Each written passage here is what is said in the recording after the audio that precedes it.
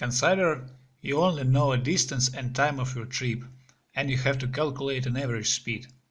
First define a distance in kilometers, then define time in hours, minutes and seconds.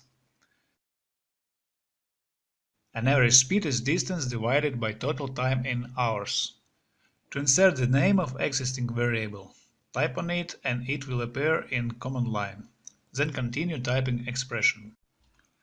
Now go to the navigation bar and select Write Session.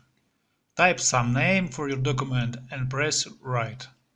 Document will be saved in your application local folder. To reset the worksheet, go to navigation bar again, select Worksheet Content and press Reset button.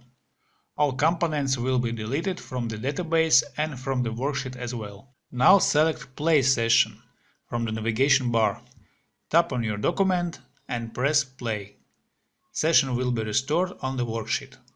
Let's change some input data. Tap on the minutes variable.